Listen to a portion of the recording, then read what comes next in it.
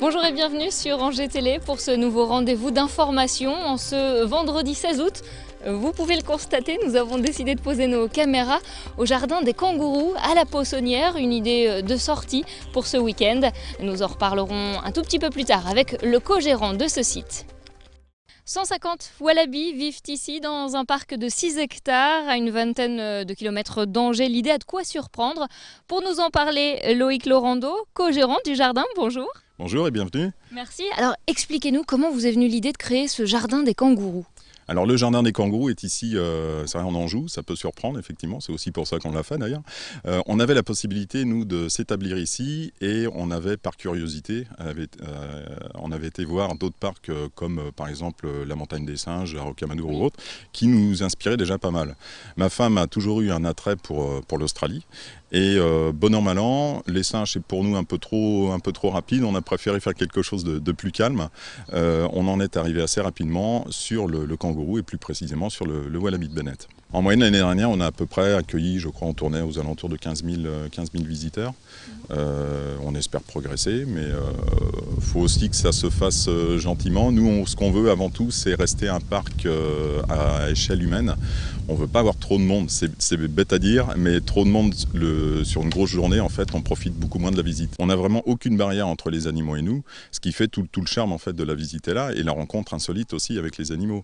On a possibilité de caresser des animaux si les animaux veulent bien. Ça, c'est toujours pareil. C'est pas à nous de provoquer la rencontre, c'est l'animal qui, lui, de son plein gré, s'approche et va venir voir les personnes qui sont sympas avec eux, quoi. Alors justement, est-ce que le wallaby a bon caractère? Est-ce qu'il est facile à vivre? Il est facile, ouais, il est quand même assez tranquille, sauf en période de reproduction, comme c'est le cas en ce moment, où là, surtout les mâles, hein, les garçons font un peu les fous, c'est au niveau de la reproduction les mâles dominants qui vont s'occuper des femelles, donc évidemment pour être dominant, il faut le montrer aux autres, et donc il faut se battre.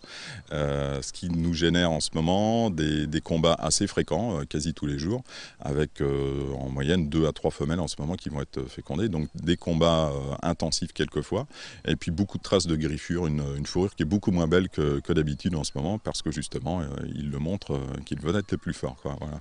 Alors, dernière explication, on se dit les wallabies c'est pas du tout du coin, mais finalement les particuliers ont le droit de posséder un wallaby chez eux. Alors oui, c'est pas interdit, moi j'y mets un holà quand même, donc c'est déjà une autorisation qui doit se faire en préfecture dans la limite de 4 animaux, au-delà desquels, à partir de 5, il faut passer un certificat de capacité, donc devant monter un dossier, devant une commission, c'est pas simple à obtenir. C'est des animaux qui stressent énormément, donc dans de conditions, par exemple vous avez un chien chez le voisin, l'animal va avoir une longévité qui va chuter considérablement. C'est des animaux qui normalement vivent une dizaine d'années, 10-12 ans, chez un particulier dans des conditions, je ne parle pas de l'alimentation, mais dans des conditions de stress aux alentours, il peut très bien vivre que 4 à 5 ans ou 5 à 6 ans. Donc c'est plus des bêtes à chagrin, moi je préfère voir les gens venir les voir ici que d'en avoir chez eux, quoi. Très bien. Loïc, merci. Je vous en prie.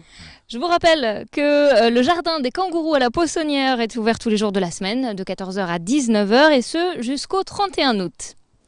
Voilà, c'est la fin de ce journal tourné au jardin des kangourous à la Possonnière. Lundi à la présentation, vous retrouvez Fabrice Gadon. Et puis n'oubliez pas, pour voir ou revoir tous nos reportages, direction notre site web angers-télé.fr. Très bel été sur Angers Télé.